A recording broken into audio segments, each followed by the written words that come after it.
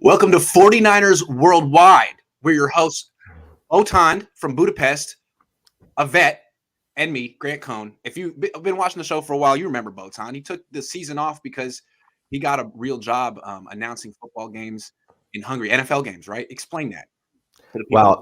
Well, first of all, guys, it's so good to be back. It felt like a century since I was here with Grant. I miss the guy. I miss my mentor as well, and you guys who made me the man that I am right now.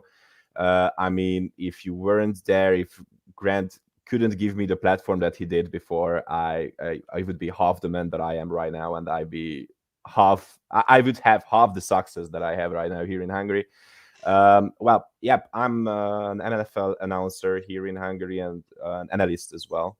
So it's right now my full-time job that I'm doing here, and it was a dream. So a dream came true because of you guys, because of Grant, and because the fantastic 49ers community. Yeah, this channel is basically Disneyland. This is where dreams come true. If you want to make some money, if you want your dreams come true, come work with me. All right. The title of this show is why trading Jimmy Garoppolo might be a little bit more complicated than people realize. We'll get there. I just have a thought on that. I've been thinking about it a lot. But we're not going to get there yet. There's news. I like to start with news. George Kittle was bombarded by a TMZ, like a paparazzi. And he got the question that every Niners player gets right now. Is Trey Lance ready? Is Trey Lance ready? Because Joe Montana said he's not. And Kittle just said, yeah. And the guy was like, well, Joe Montana said you should keep Jimmy. And George Kittle just said, well, I'm the tight end, and whoever throws me the ball, I'll catch the ball. So on the one hand, he finally supports Lance. That's the first time I've heard anyone on the team say Lance is ready. But at the same time, it's not like, oh, absolutely. It didn't speak at length. It was one word. And then it was very like, hey, man, I just work here. Like, I don't want to get involved. Which is funny because, George Kittle has gone on and on and on about how great Jimmy Garoppolo is and how underrated he is and how he takes too much criticism and yada, yada, yada, yada, yada. But for Trey Lance, it's one word. I don't know. Is it just because he's young? What do you make of this new development from George Kittle? Actually, Kittle is a real team player for the 49ers, I think. Whoever is the quarterback, if it could have been Brian Hoyer, he would have said the same. Sure. Right. That's for sure. I don't want to take any more of these quotes than it is. It's just a team player being a team player, saying some great things about the new quarterback, because right now everyone is concerned about Trey Lance and they just don't know what is going to happen next season. That's all. Nothing more. Here's how I read it. Tell me if you see it differently. Kittle and all the players understand that they're going to be asked this question. And if they say anything other than yes, if it's yeah, but, or we'll see, or he's young, we'll have to see how they used to go with that. We'll have to see how the offseason goes. Big offseason ahead for Trey Lance. That almost sounds like you're pessimistic. You can take it however you want, but it kind of sounds like, I don't know. And that's where I think someone like Joe Montana says, well, the players don't seem sold. So now what you got to say to sort of make this a non-issue is, yeah, he's ready. But you can't really expound on that. You can't really expand on that because he hasn't done anything. Like, honestly, from Kittle's perspective, I'm sure he's thinking, dude, he's proven nothing. I had to prove myself in the NFL before people said I was ready. This kid hasn't proven anything. He will eventually, but at the same time, I can't say what Joe Montana said because that's a scandal. Yeah, there are a lot of great tapes about Trey from the training camp. We have seen the potential that he has right now on the team this season, fortunately. But we just don't have a big enough sample size to say that, okay, Trey is ready. Trey is going to be the quarterback of the franchise for the next, 10 years. And I don't think that players have it either. They have seen him during training camp. They have seen him during trainings, but Trey just didn't have a game like Jimmy had against the Green Bay, for example. But of course, I know that it wasn't Jimmy who won that game. But you have to understand that for a young player like Trey is, who hasn't played real football for about 2 years, just 2 games this season. You just can't say that he's ready because you don't know. You can't know if he's ready.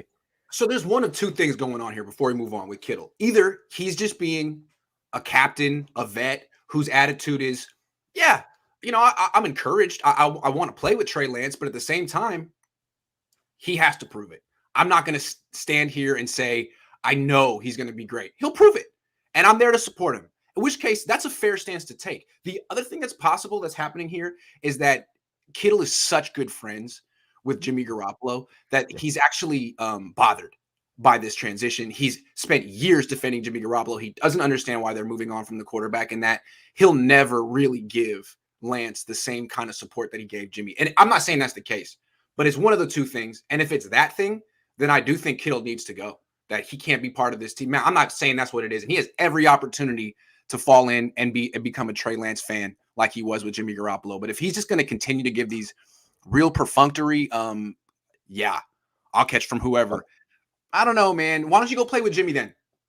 Well, I do think that Kittle is way more smarter than the other regular guys who are thinking that Jimmy is our guy. I mean, Kittle just knows that Jimmy is not our guy, but they were great friends.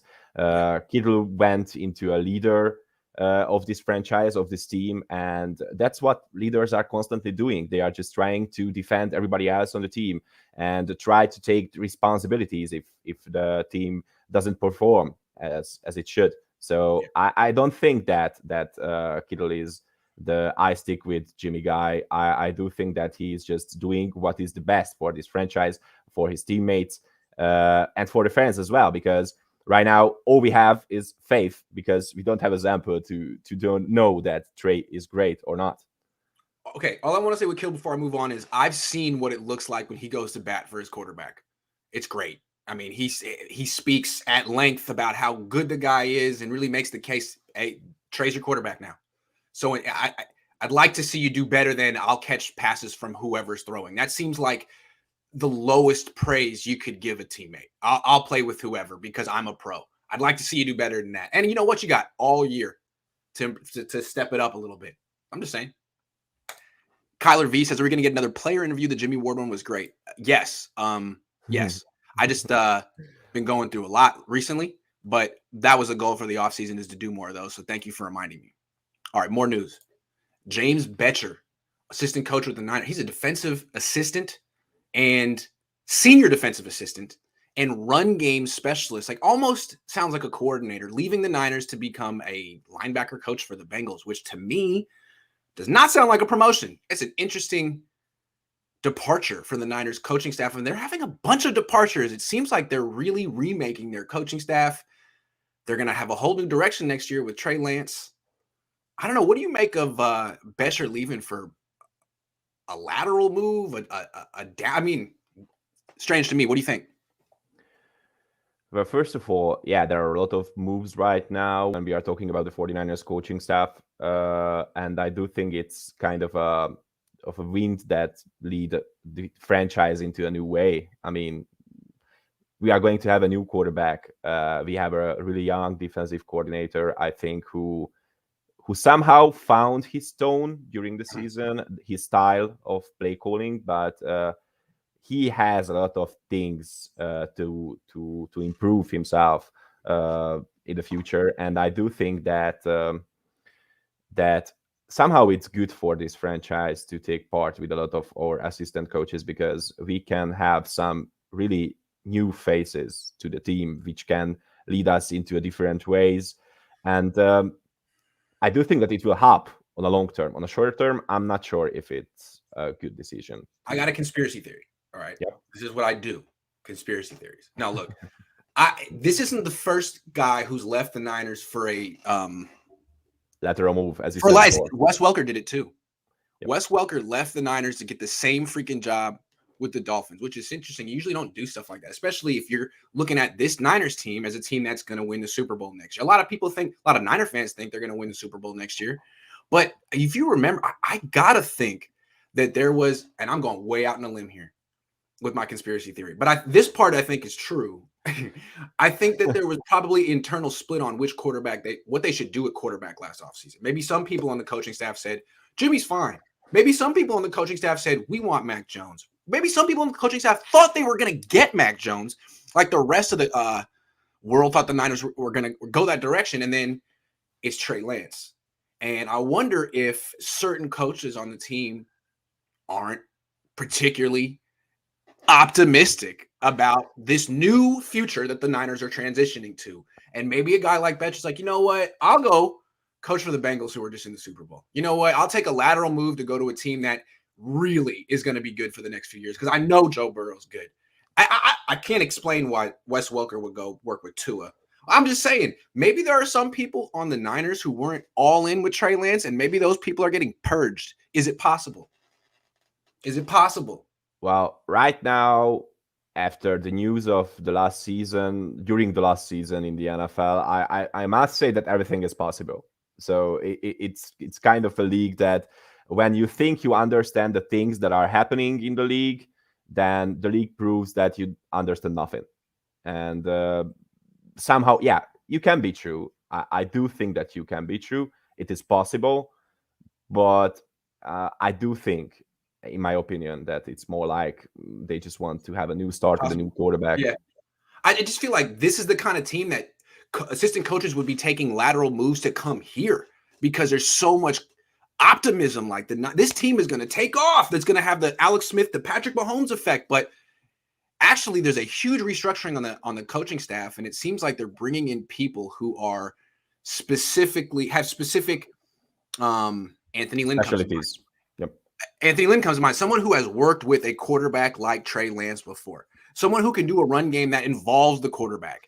Mike McDaniel, I mean, that wasn't really what he did the last 7-8 years. He was always working with quarterbacks like Jimmy. So maybe the Niners are trying to bring in coaches who are more oriented to think along the lines of having a quarterback like Trey Lance. I can't prove it, but I wonder. It's interesting to me. There might be some internally some hand-wringing about, I don't know how good this team's going to be next year with this quarterback who's played 3 games since 2019.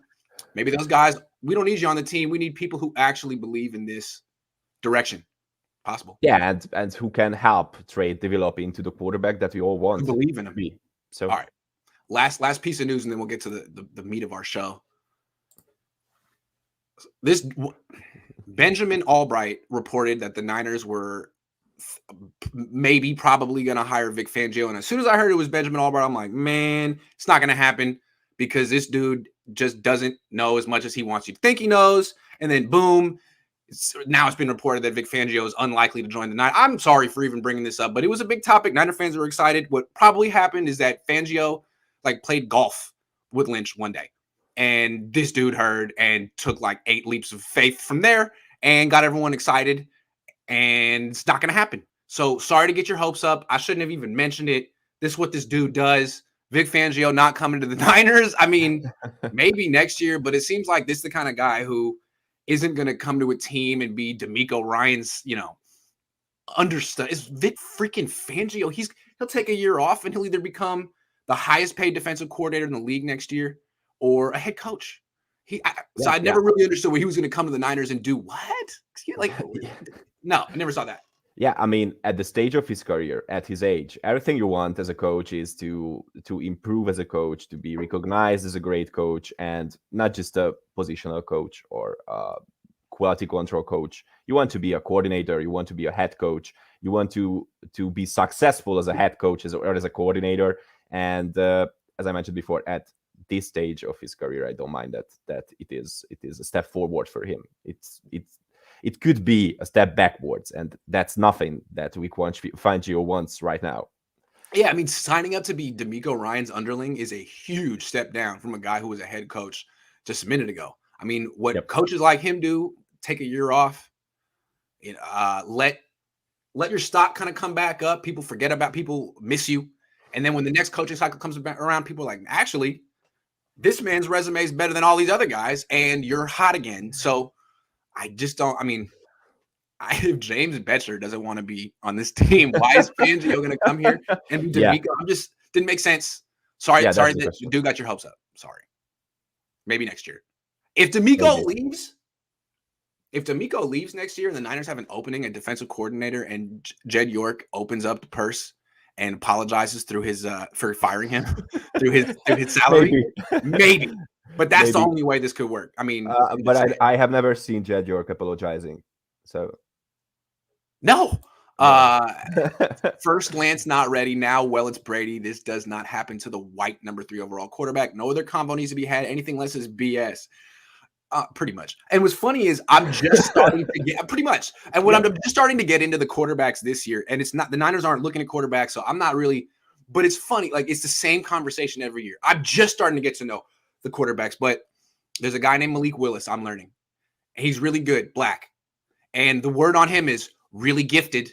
Unrefined. It's like that's what they say about every black quarterback ever, every time.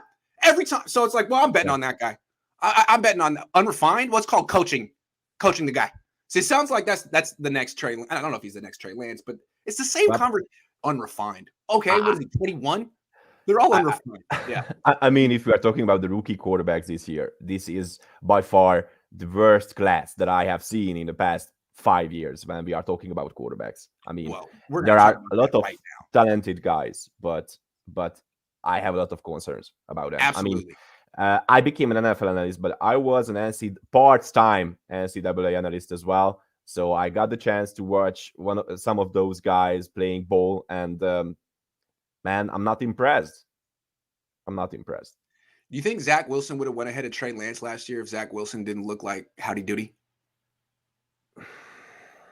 No, I don't. A big reason Zach Wilson went number 2 is he looks like Howdy Doody.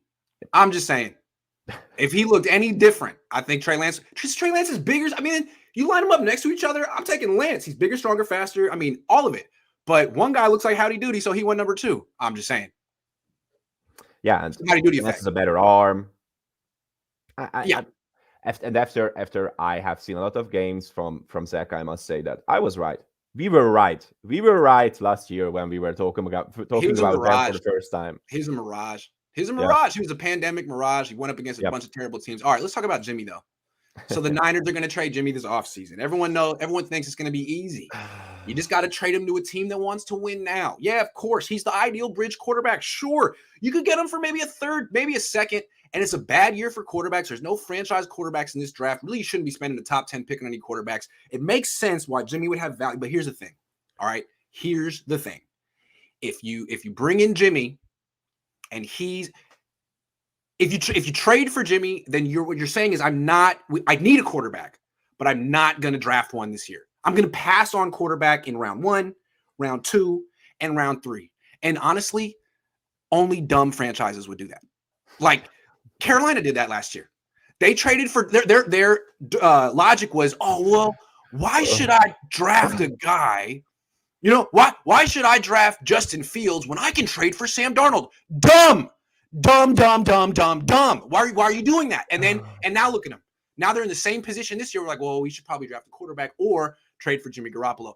Who else did that last year? The Colts. Dumb. They should have drafted a quarterback. Instead, they went with Carson Wentz, and now they have to draft a quarterback now. So what's the team that everyone thinks is going to trade for Jimmy? The Steelers. So that means that the Steelers aren't going to draft a quarterback this year and put all their eggs in Jimmy Garoppolo basket. To me, they're way too smart to do that. Way too. That's the Steelers. Makes no sense for me. Makes no sense. What they'll do is just draft a quarterback in round 2. Why? And then sign a quarterback. You can sign. That's the thing. There are guys like Teddy Bridgewater, who's just as good as Jimmy Garoppolo. You can sign him. That's your bridge quarterback.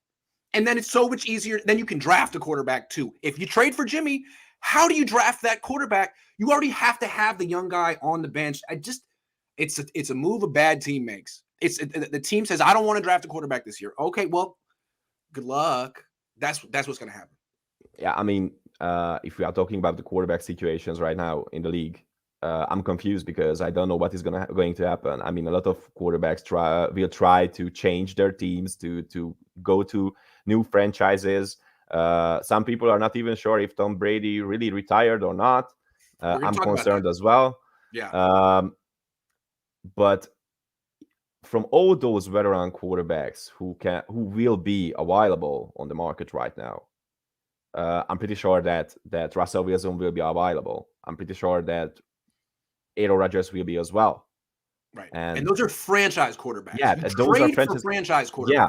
But Jimmy's a bridge quarterback. Yeah. And I just don't understand trading for that. I don't get that. It didn't work for the teams that tried it last year. Yeah, you just don't trade for that. It's stupid. Yeah. And I think Niner fans know it too. They're like, shut up, Grant. Like, So you're ruining this. Some team, it only takes one team to make a bad. It's true. It only takes one team to make a bad decision. It would be a bad decision. You don't have to trade for a bridge quarterback. You can sign those guys for cheap. Teddy Bridgewater exists. Jameis Winston exists. There's all kind of guys you can go out and get to play a year that are cheaper and easier to acquire. And then you can draft the quarterback. Would it be smarter to just trade a second-round pick for Jimmy or the Steelers to sign Winston or Bridgewater and draft the best quarterback available at 20? I'm not saying that you should take a quarterback in this draft in the top 10, but I think it's reasonable to say that you could take Matt Corral or Kenny Pickett at 20. Yep. Why would you not? And there's a good chance he'll be better than Jimmy. Yeah, a great chance. Know? Yeah, I mean, Matt Corral is little. I've seen Matt Corral. He's 6'1", 205. He's got real little legs. I'll take him over Jimmy. Are you kidding?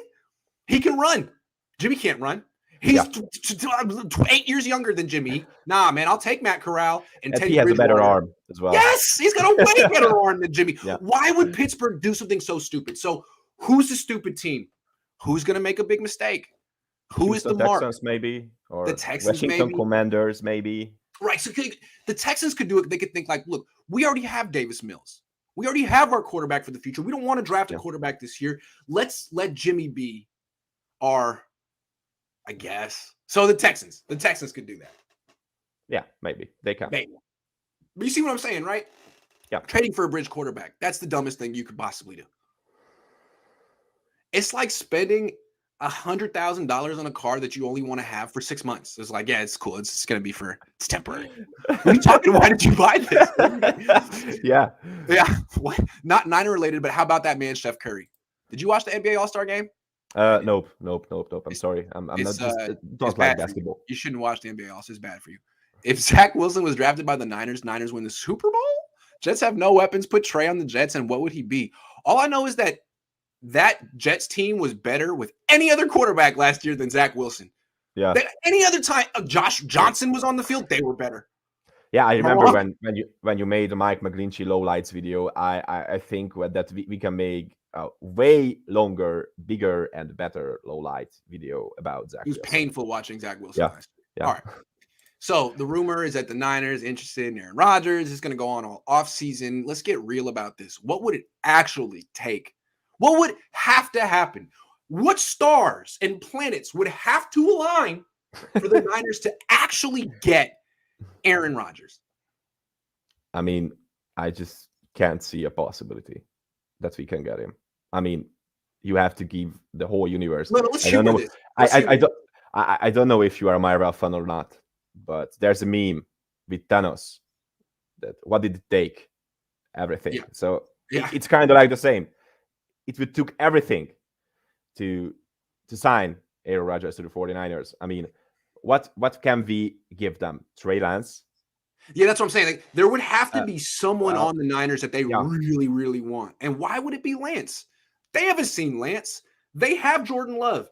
Maybe they really liked Lance coming out of college. Maybe secretly they gave him a really high draft grade, and we don't know. And maybe they really want him, in which case that might get it done. Although I'm skeptical that they would give up on Jordan Love without looking at him just so they could get Trey Lance, who has no, resume. That seems a little far-fetched. So not him, but what about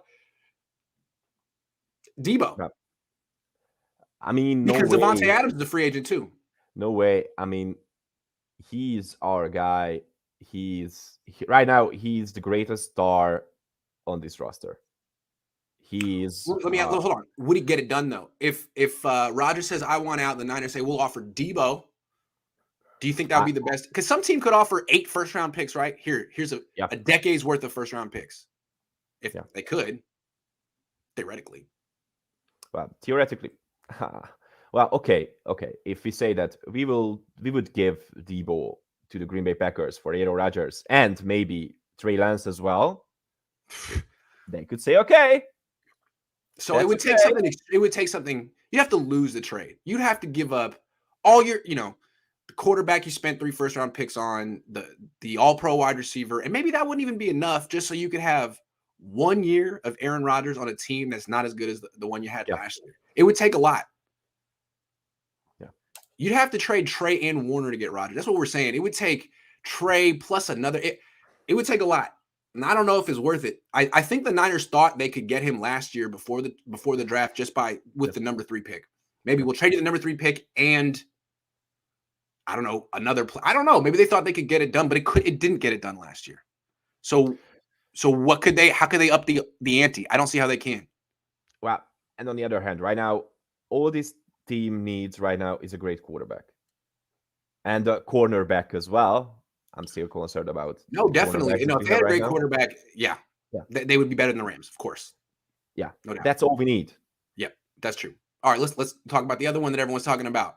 What would it actually take for the 49ers to get Tom Brady? To me, this one actually seems a little bit more attainable. I just don't think like the Packers would ever really agree on a trade that would send this dude Rodgers to the Niners. But Brady, I think all it takes, and I don't know if it ever happened, all it takes is Brady tell the Bucs, I want to play for the 49ers this year, make it happen. And I think the Bucs would have to say, it's Tom Brady. He gave us our ring. We can't hold him hostage. We have to honor his wishes. It would take Tom Brady sort of making a formal request, which I think is not out of the realm of possibility, which is why so many people are intrigued by this. It seems possible. There's reports that he was unhappy in Tampa Bay. That team's kind of fallen apart. He's from out here. He tried to come here 2 years ago and the Niners made a bad decision. It would seem very storybook for him to finish his career on the team he grew up rooting for and to bring the Super Bowl ring to the franchise that's been, waiting for it since I was 5. I think this one's more attainable, but it would actually take time. It's all up to one person. And it is a great acquisition on a short term and on a long term as well, because who cannot learn something from Tom Brady? I mean, we have Trey Lance right now. We can get Tom Brady, for example, theoretically. And then we have the greatest of all time, one of the greatest quarterbacks of all time, who can teach our quarterback of the future. Yes. I just can't see how it isn't a win situation for us. I agree. To me, this is what you want. The Rodgers one seems far-fetched. The Packers don't want to move on from him. Even if Rodgers does want to come here, does he want to come here more than he want to go to any other team on the West Coast? I haven't heard that he's dying to play for the Yorks or I haven't heard that. I haven't heard that at all. So with Brady, there's been reports that he finds something intriguing about this to end his career here. So if you find out and he through back channels, please don't say no to him twice. It shouldn't be that hard. He came to you one time and said, I'd like to come. All you had to do was say yes. And the Niners messed it up. All you got to do is say yes if he comes to you a second time. Trey Lance will be cool with it. And if he's not, he'll learn to be cool with it. It's the greatest quarterback of his era. Lance will be better for being around him. Yeah, that's for sure. No doubt. And on the other hand, he's the kind of guy that this team needed the most in the past few years. I mean, he has that kind of swagger that you want from your quarterback. He has that kind of attitude that you want from your quarterback that Jimmy lacks of. I mean, do you really think that Jimmy is the leader of the team, or just Kittle and the other guy said that Jimmy was the leader of the 49ers? He wasn't. I mean, he never acted like a real leader. Never. I didn't see him leading. To me, I think what they like about him is that he takes a back seat. Straight up takes a back seat in the locker room, on the field. He doesn't make it about himself. He never talks about himself. His game is not flashy. He allows Debo to be the star. It used to be Kittle. Now it's Debo. And I think a lot of players most quarterbacks make it about themselves. It's all about them. They're the biggest star. They probably have the biggest ego in the locker room. Jimmy is just one of the guys, which is very rare for a quarterback. And I think a lot of players find that refreshing. Whatever, man. You need to win the Super Bowl, though. It's not going to happen with him, so you can be friends with him in the offseason. Kick it with him from June to July. No, excuse me, February to July. That's 6 months. All right, let's get into the upcoming season. Botond, what is the biggest reason for confidence heading into next season for the 49ers? It's a team that went to the NFC Championship game. They should have a lot to feel confident about. Well, when it was about 10 months ago, last time when we have talked about the same topic, I remember, and I said that I'm concerned because we have a new defensive coordinator. We just don't know what we bought with Trey Lance. I just don't know if this team is good enough to be in the playoffs. And even if they are going to be in the playoffs, it will be just because we have a lucky schedule. And during this year, I felt that we were right. I mean, we had a weak schedule, and at start this team was bad. I have to say it was bad. I mean, Demico wasn't really bad, really great. Kyle was like he forgot to bring the playbook with himself to games. Jimmy was bad as well, but after that something happened that I do think that was the first Rams game. That was kind of a turnaround for this team.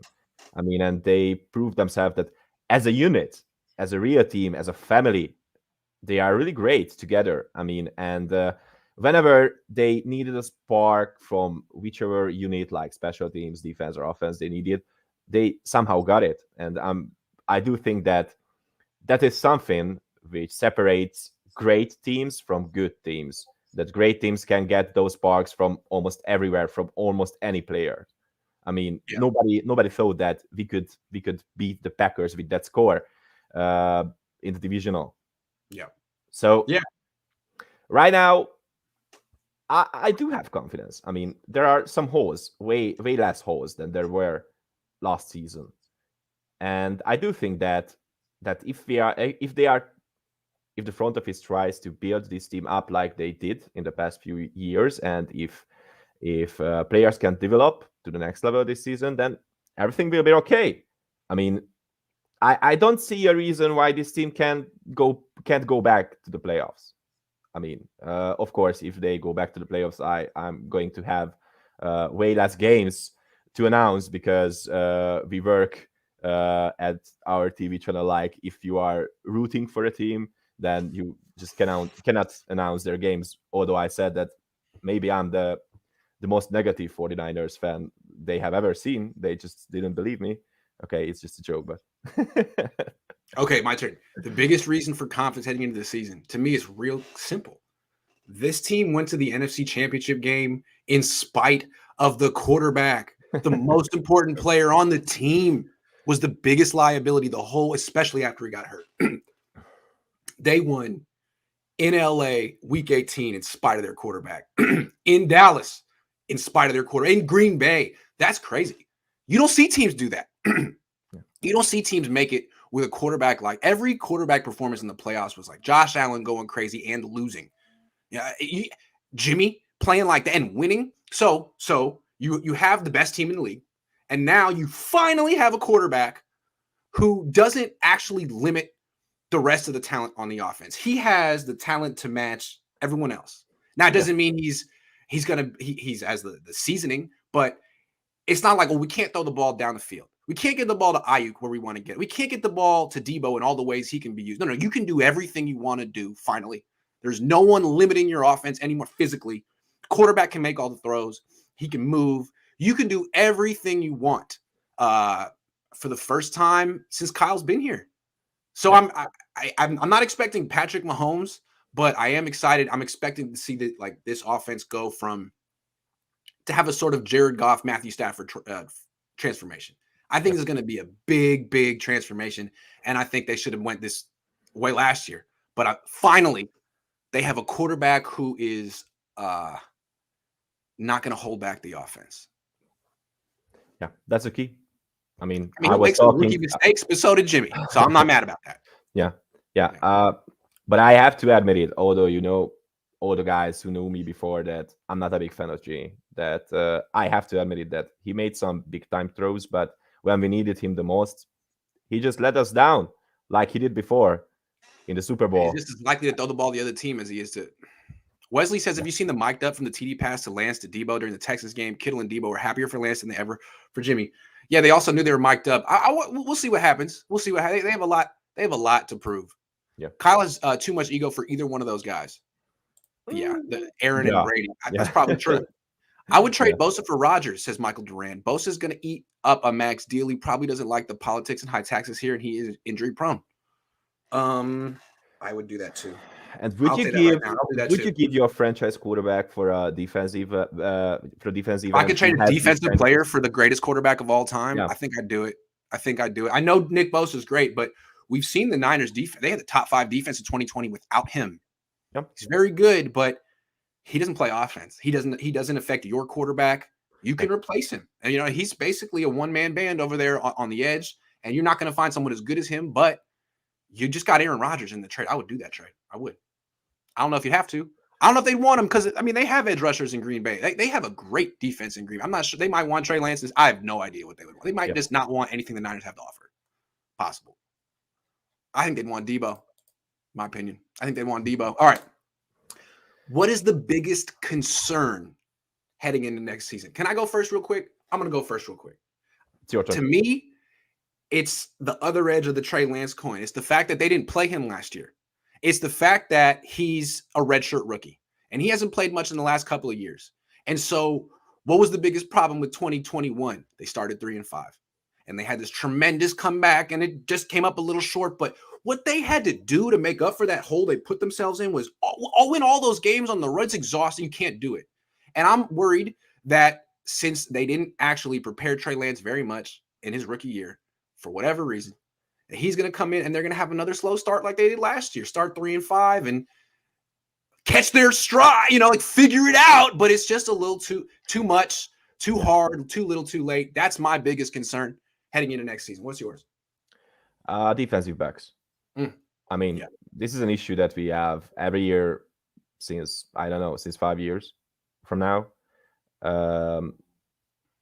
I have seen some sparks from our rookie cornerbacks. I have seen some sparks from the safeties, but that's not enough. It's a pass-oriented league with developing passers, with a new generation of quarterbacks who are greater threats than ever before, than defense is ever seen from a quarterback. So they are just amazing guys, and that's why I do think that we have to improve our secondary. I agree. One more concern. Kyle. How's he going to use Lance?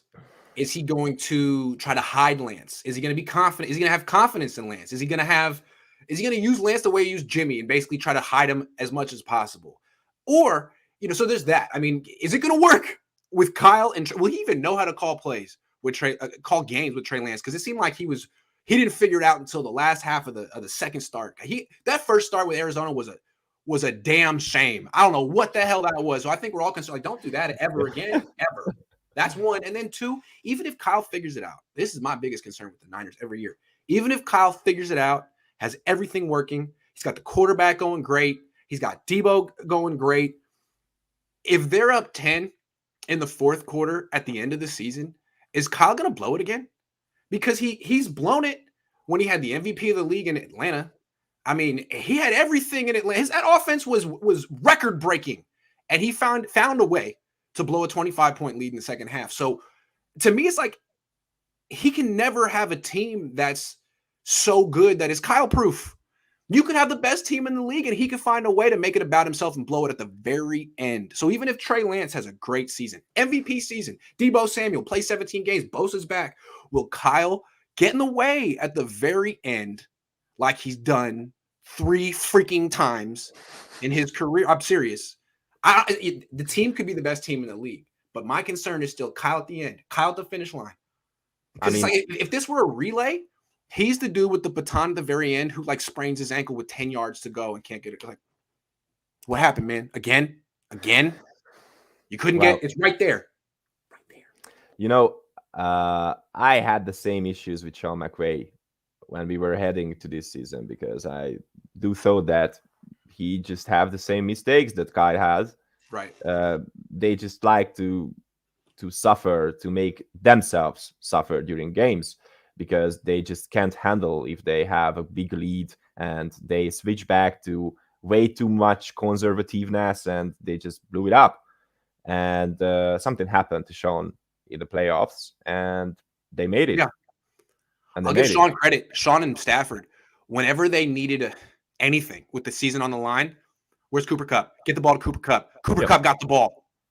And like Kyle, to me, what Kyle's big problem is, and this happened again in the Super Bowl, couldn't get the ball to Debo with the season on the line. Kyle, instead of saying, okay, this is where it all comes down to this. My job is to let Debo be the hero. Debo's been the hero all season. It's not about me. All my job is to get the ball to Debo and let him do what he's been doing. But what he does is he overthinks it. He goes, everyone thinks I'm going to Debo here. Everyone knows I'm going to Debo here. So I'm going to call a play for JaMychal Hasty. It's like, dude, what are you doing? What are you doing? Wow. Let the best player on the field be the star. It's not about you, Kyle. And so you did what you did. You lost, and Debo's crying on the sideline. Like, I don't understand what just happened. I could have won this game for this team. I had it in me. I've done it. I did it so many times this year. But for some reason, I mean, Debo in Dallas just gives the coach a look and says, I got you. And Kyle's like, all right, cool. And it works. But with the season on the line, there's nothing Debo can do to get your attention. What do you have to do? What did he have to do? Does he have to call his own plays, Kyle? That's my concern. Kyle. Well, somehow I feel for Kyle, and I can understand his decisions because, when you have a guy, you have a guy like Debo or Cooper Kupp, you have a great weapon, and everybody is expecting that you will use that great weapon against them. And he was just trying to do something else to make them confused or things like that. It didn't end up well. Because in Green Bay, why'd they win? 3rd and 7. What are we going to do? Hand off to Debo. Everyone knows you can't stop it. 9-yard game. You can't stop it. But all of a sudden you lose we can't get the ball to Debo. They're expecting it. The whole league has been expecting it all year, and they couldn't freaking stop it. You stopped it. You stopped it. The only person in the NFL this year who could stop Debo Samuel was Kyle Shanahan. End of story. He's the one. Yeah, that's for sure. And I understand your point. Yeah. But on the other hand, I have to say that Kyle improved as well this year. He did. And you have to admit it. He absolutely did. Man, he couldn't miss the second half of the season. Yeah. And that's why I was like, man, he's not going to blow it. He's not, if he has a lead, he's not going to blow it. And then he did. And that's why I keep going back. Like, man, you got to question everything you think you know about this guy, man. No matter how many strides he'll make, he can revert at the very end. It's like, well, when I was watching the Rams game at home, I just wasn't excited. When we were in the lead after the half, I was thinking that, okay, Kyle is going to blow it up. And he did. And people around me asked me that why I am so okay with that, because I was expecting that. I mean, this season was a miracle in a lot of things. Yep. And you have to feel great about that miracle that happened with this team, with us, because I do think that 49ers gave hope to us in a lot of different ways this season, because they proved that you can do whatever you want if you want it. True. And work for it. And just like the Bengals did it. Yeah. This season. Rich says biggest concern is fear the unknown with Lance on the right side of the O-line. True. The O-line, they need to that's the biggest weakness of the team. Who told Kyle Trey was a fullback? Just saying, I know, man. That is a concern. That's a good question. Don't do that anymore. That's a good question. Let's get to some more. What is the biggest mistake the 49ers can make this offseason? Real quick, I have one. It's not the biggest mistake. You think about what the biggest one is. Here's a mistake they make often. I don't want to make it anymore. Stop making big investments in running backs. Stop. Okay? You traded up for Trey Sermon last year. That was a mistake. You gave a bunch of money to Tevin Coleman and Jerick McKinnon and free. That was a mistake. Just acknowledge that you can get running backs in round 6, round 7, and undrafted every year, and they're good. So don't re-sign Raheem Mostert. Sorry. Stop giving big commitments. I mean, you can bring back Mostert if he's like unguaranteed and whatever, if he basically is the same contract as an undrafted free agent. But stop committing to running backs. There's no reason to. Every single time you try it blows up in your face. It's the position that gets hurt the most. Just stop. Stop. Yeah, and stop making big investments into the defensive line, because it was enough in the past few years, and right now he has a great unit, so we don't need any other people to be there, and just give those draft picks for defensive backs, because right now that's all we need. Any other mistakes they can make this? I mean, keeping Jimmy Garoppolo because they don't like that. That would be a huge mistake. Maybe they only get. Maybe the market for him is weak and people don't give him stuff. Like maybe it's the third at best, and they're saying, you know what, save face. What's the point? We'd rather have him as a backup quarterback. Don't do it. Don't do it. You got to get your locker room united behind Trey Lance, which is something you haven't done yet. They're united behind Jimmy Garoppolo. So you got to get him off this team. It's important. You got to give Trey Lance every freaking rep with the starters this offseason. No competition, nothing. I'm just saying. Yeah, that's for sure. And I agree with you. There's no way to keep Jimmy Garoppolo in this team right now. So those are the big mistakes. Hold on. Was there any more? I think that's okay. Hold on. All right. Biggest regret from 2021, in your opinion? So it was Banks, a very successful season in a lot of ways. But what was the biggest regret? Aaron Banks and Trey Sermon. Aaron Banks and Trey Sermon, just those two picks. Because, I mean, if the Niners actually got contributors in rounds 2 and 3, maybe they go to the Super Bowl. Those are important. I mean, they're good players they passed on. Asante Samuel Jr. Yeah. Those seem like wasted draft picks, and for a team who doesn't have first round picks in the next couple of years, you just can't have the luxury to just miss those picks in the second and third round. I got some more regrets. So Kyle's trying to backtrack here. He's like, well, we were going to go with Trey last year. People didn't realize it, but we were considering going with Trey week 1, but then he broke his finger. And then we were considering going with him after the bye week, but then he hurt his knee.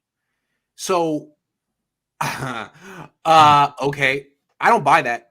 I mean, you could say that now, but you had the opportunity week 16 when Jimmy got hurt. He was awful after he got hurt. He was freaking hurt. His thumb on his throwing hand was falling off. You should have benched him, and you didn't. And so that's one of my biggest regrets of 2021 is they never made the switch to Trey Lance, and they had a golden opportunity. Jimmy wasn't doing anything to keep the job other than winning, but he wasn't the reason they were winning. It was obvious. They never made it. They made the switch from Josh Norman to Ambry Thomas in time. They made the switch to get freaking D Ford out in time and bring in. They got every personnel thing right except the quarterback, and they had opportunities. And they're talking about how much they like him and how they were thinking about it. Like, no, the big regret to me is that. Also, starting 3-5. Starting 3-5, the way they finished winning 9-12, there's no reason to start 3-5. Why did they start 3-5? Because they thought they were forcing the ball to Sanu and Sherfield. They had Kinlaw on the field doing it. They didn't know who their best players were. They didn't know who their team was until about week 10. They didn't have Debo playing running back. Like that whole 2 months to figure out who you are and put yourself in that hole was unnecessary. And if they had gone 5-3 instead of 3-5 in that time, maybe they would have made it to the Super Bowl. That's a big regret. 3-5 is unnecessary.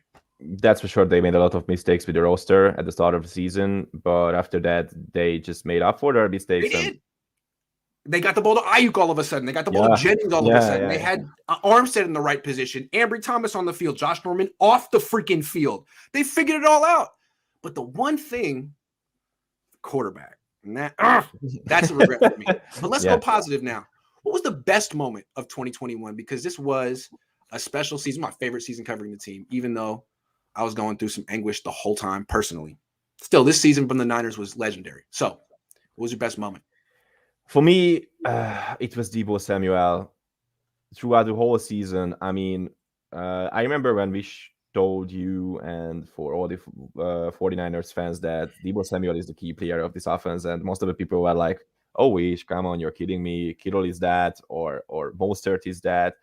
But Wish was right, and it was so great to see a guy emerge this season, being great, proving everybody else was wrong when they said that he is not that great of a receiver, and breaking the 1,000 receiving yards this season and inventing a new position in the offense. So great. I mean, when he has the ball, it feels like no one can stop him. And if he can just continue playing this dominant in this league, I do think that we are seeing a future Hall of Famer. Yeah, so it was the Deebo Samuel season for me too, and Peter King came out this week and said he's the most interesting player in the league. Like, dude, where the hell have you been, man? you just realized? Wow, yeah, okay. So to me, it's week 8. It was week 8. The Niners were in Chicago. I was in Chicago. And they had just lost the week. They had lost, I want to say 4 in a row. Okay. They had lost 4 in a row. They were losing at halftime to the freaking Bears. It was looking really bad. And Jimmy, if I remember, he led a field goal drive before halftime. Yeah. And before that drive, Kyle went up to him and it was reportedly said, "This is easy shit. Can you do it?" Like, Jimmy was on the verge of getting benched here. Now he leads this drive and it's kind of keeps his. They didn't bench him at halftime, but I mean, you're still losing at half. Your job is on life support here. And then they come back in the third quarter. Bears get the ball first, kick a field goal. They're up 16-9. Okay, I'm sitting in the press box like, oh, the season's going down right here. And I'm thinking like the questions I'm going to ask Kyle Shanahan. I'm gonna fire Kyle. Everything they thought was going down. And this was before anyway. So 16-9, third quarter, 1st and 10. Elijah Mitchell, no gain. This is the Niners' first possession. 2nd and 10. Juszczyk illegal block above the waist, 10-yard penalty. 2nd and 19. I'm up there being like, oh my God, the season's over. Here we go. I'm like, I'm ready for that. I'm ready to go. But I'm thinking the season's gonna end in freaking early November. And then 3rd and 19. Jimmy Garoppolo, which is they called the play they should have been calling left and right in the Super Bowl in the 4th quarter, but Jimmy Garoppolo 3rd and 19. A lot of times what they do, they just hand off on 3rd and like, let's just punt. Let's get off the freaking field. But no. They have Debo saying, let's give him a shot. See what he can do. They throw a screen to the left. Just a little 3rd and 19. A little screen, a tunnel screen, nothing special. He runs 83 yards. They call it a touchdown on the field. They review it. It's down at the 1, and then Jimmy gets to be the freaking hero and do the quarterback sneak or whatever, and he scores. But that was it. They were that close. If they don't convert that 3rd down, who's to say they win in Chicago? Who's to say they don't go and lose 5 in a row? That was the moment. 3rd and 19, dude went for 83. It was the 3rd longest catch of the season. He caught the ball behind the line of scrimmage. It was the most heroic effort any player in the league had all season. That, to me, was what I'll always remember Debo for. Pulling the Niners. You ever see that movie Flatliners? I don't think you've seen that movie Flatliners, but these people who are trying to see what happens when you die, and they die. I've seen it, right? And they're like, if they can bring you back to life with like 45 seconds, the Niners were flatlined. He brought them back. They were flatlined, and Debo brought him back. That was crazy to me. That was it. Yeah, another great moment which just came into my mind. I'm working for the TV, and I am an announcer there, but I'm also a translator, and I make subtitles for some famous ESPN films and NFL films products like Timeline. And by the time when the 49ers were playing against the Cowboys in the playoffs on that week, I was translating The Tale of Two Cities, which tells the story of the rivalry between the Cowboys and the 49ers. And it was so great. I mean, it was just another fantastic moment for these two franchises to give us a big game. I mean, which was absolutely great. And it was so great to see my team beat the Cowboys. I mean, other moments real quick it was a very magical season in Green Bay.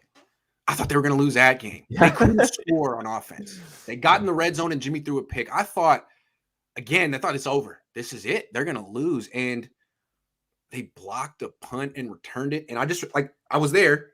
They blocked the punt and everyone's like, oh, but it's dark and it's snowy and no one knows where the ball is. All the lights are centered on the field and the ball goes up and no one can see it. None of the players, no one in the press box. It's like the ball has vanished and gone into heaven or something, and God's holding it. And he's like, oh, where's it going to go? And he just drops it right in front of Talanoa Hufanga. To me, that was the spooky, very, very strange. No one knew where the freaking ball was, and it just ended up, that was crazy. That moment reminded me so much for the rebirth in New Orleans. Yes. For that blocked punt. It was the rebirth of the 49ers that season, and I was like, wow. For that moment, whatever happens next, it's worth it. One more thing. This is you may not have seen this. Hold on. There's a couple. Hold on. Keith Murphy said 2019 we were more dominant, but I enjoy the ups and downs of this 2021 season more. The Niners showed football character, resiliency to recover from 3-5. Yes. That team started 8-0 and really kind of wasn't that great after they were 5-3 to finish. And it was interesting to see this team get stronger and stronger and stronger as it went on and win all those games on the road. It was very, very impressive. Yeah. Yeah. All right. Last thing. This is okay. So I mentioned earlier about the Vic Fangio rumor that wasn't that great. Well, I'm doing it again. This isn't from that guy, but it's this account on Twitter called NFL Rumors that I think their batting average is like 150. It's not good, but they give you things that I like rumors. And this to me is plausible. According to NFL Rumors on Twitter, the 49ers are one of a few teams that would be in the market to trade for Christian McCaffrey. Now, Christian McCaffrey is someone that I think the Niners considered drafting. They definitely would have been a better pick than Solomon Thomas. Wouldn't have been as good of a pick as Patrick Mahomes. Was picked ahead of Patrick Mahomes. Really good player. Has been hurt a lot. And again, what do you think, man? It's I mean, he already got extended. He's very expensive. His cap hit next year is $14 million. After that is 17. He's signed through 2025. He's expensive. Well, I mean, we have a guy who can play wide receiver and running back as well, and I do think that he is doing that better right now than Christian McCaffrey. With all the respect, I do think that Christian is a really great player and talent-wise, but he's an injury-prone guy, and our team has a history with injury-prone player, and that history is not so great, so I don't mind that it is possible, and if they do that, I would be the first one to roast the 49ers for that trade. So, no way. McCaffrey was great in 18. He was great in 19. In 2020, he played 3 games. In 2021, he played 7 games. This is what I was talking about earlier. The biggest mistake the Niners can make in the offseason is making a big commitment to a running back. They do it a lot. And this is one that I could see them doing. They missed on him once, and they could say, like, all right, well, in Carolina, they really put too much on his plate. There wasn't a lot of offensive creativity. It was basically, they broke him. They put the whole load on him and broke him. Here, we wouldn't do that. We move him. We play a little slide. Don't do it. Don't freaking do it. It's the same thing as the Jerry. Don't. Running backs get hurt. They don't need to spend a lot on him. This guy's just going to get hurt again. It's going to be a good idea until he's hurt again. You don't even know if he's the same guy he was in 18 and 19. He's been hurt the last. Don't freaking do this. Because this is something Kyle would. You have to hold him back. Him and his dad, I'll just look at this running back like, oh, on our system? Yeah, fine, man. Until he gets hurt. You thought really highly of Jerick McKinnon, too, for the same reasons. I think they felt Jerick McKinnon was the closest they could get to Christian McCaffrey after missing on him in 2017. Don't freaking do this. Don't do it. Big mistake. Big mistake. But if they did do it, that would mean someone have to go because he's making Kittle money. I don't think you can have him and Kittle and Debo at the same time. No way. No way. So if they're serious about it, that might mean that they're trying to get rid of. Because honestly, if you think about it, I can see why Kyle might want to do this. I see that as well. Christian McCaffrey on the zone read. That's the best zone read tandem in the league. It's unstoppable. And then you get Debo mixed in too. Don't do it. Don't do it, Kyle. It's a mistake. Every time you make a big swing for a running back, it's a mistake. Don't ever do it. They get hurt. Why? Because they get hurt every time. They get hurt. Elijah Mitchell gets hurt. We just don't need him. We have got all the talent that we need right now to be a contender. So just do it, Kyle. Be the team that we are right now. Botond, it was really fun doing this again, man. It's been a while. I'm glad this was a good show. I was missing you so much, guys. So Same. I just want to say a lot of things happened, a lot of stories to tell, but right now it's not the right time to tell all those stories. But after all, it was so great. I mean, it was so great. I miss you. I miss you too, man. And I think what we're gonna do is do Sunday mornings in the off season. So we'll see. We'll experiment with it a little bit. But yesterday was my mom's funeral service, so we didn't do it yesterday. It was interesting. I don't want to talk about it too much. And when my dad comes back on the show, we'll do the whole story of how my mom died. But with the funeral service, last week was the worst week of my life. And I was dreading the funeral service all week. And I really had anxiety going up to do it. And then so surprising. Like it was so therapeutic to have the whole family there and all your extended friends. I've never been through anything like this before. I've never really experienced heavy grief like this. And I understand why people ritualize you have to have it. You have to say goodbye. You have to celebrate. Anyway, it was I feel better today. Not like okay, but it was a positive experience, and I was dreading it. It was very. Life is weird. Life is strange. Yeah, sadly, I've been to a lot of funerals because I lost a lot of people who were really close to me. And for me, that ritual is kind of like finding peace in yourself and finding a way to let them go. And as I said before, with all the love and support, if I can do anything to make your days better, man, just call me. I just thought it would be way too painful, and then when it started, I realized actually it's the least painful day that there's been since it happened. It's I wasn't expecting that. Anyway, thank you all for helping me get through last week. That was hard, and I'm back. This is the last stream of the day though. Vish got a big project. He's in school still, but we'll be back next week, and I'll be back tomorrow with Coach Noah Johnson. So thanks everyone. Thank you guys.